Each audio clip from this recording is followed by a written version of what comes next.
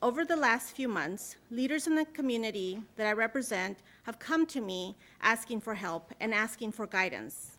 I have heard from teachers and principals who do not know what to do to protect their students if ICE comes asking for information.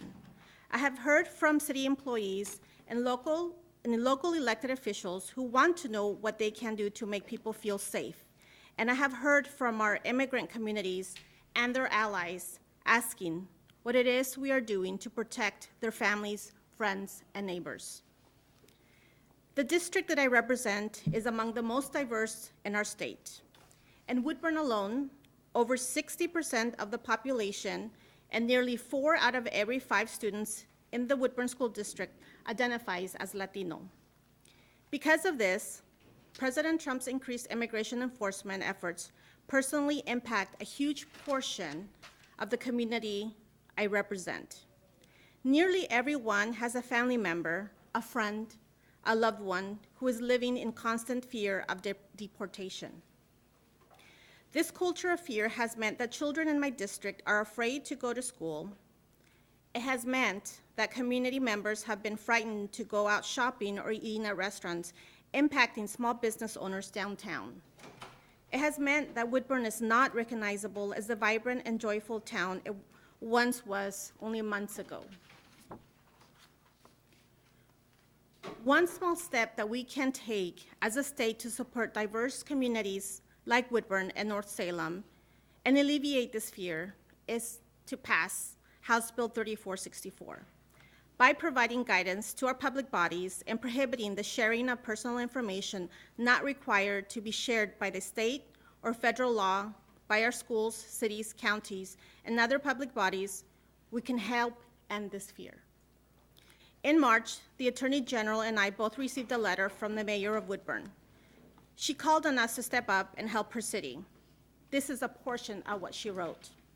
Quote, regardless of immigration status, many in Woodburn are fearful they will be stopped, questioned, and even taken from their home simply based on the color of their skin, lack of language skills, or because of family relationships. Many of these people are first, second, and even third-generation American citizens with children in our schools. I have concluded that we need your help explaining what rights exist for Oregon residents. Specifically, I'm asking you to provide guidelines advising Oregonians of their legal rights when interacting with federal immigration agents, end quote. My office has done what we can to share information about Oregonians' rights when interfacing with law enforcement, but we believe more is needed to ensure that our public bodies themselves also know their rights when ICE agents come asking for information about the Oregonians they serve and represent. In OLIS, you can see Mayor Figley's full letter to my office, along with her written testimony in support of this bill, because our cities and other public bodies want and need this clarity and guidance. What this means in practice is that if ICE comes to a school, for example, without a warrant, looking for information on a student's parent or family member, the school district will be able to look to the Attorney General's guidance to know what they must disclose, what they are not allowed to disclose, and what they are able to disclose at their own discretion. This is incredibly important, as we know that ICE agents commonly ask for information that public bodies are not legally required to disclose, and in some cases are legally required to keep private. We want to ensure that in the intimidating situation of interacting with a federal law enforcement officer, our public bodies have a firm grasp on what information to share. For decades, Oregon has taken the firm stance that our public resources should not be commandeered for federal law enforcement.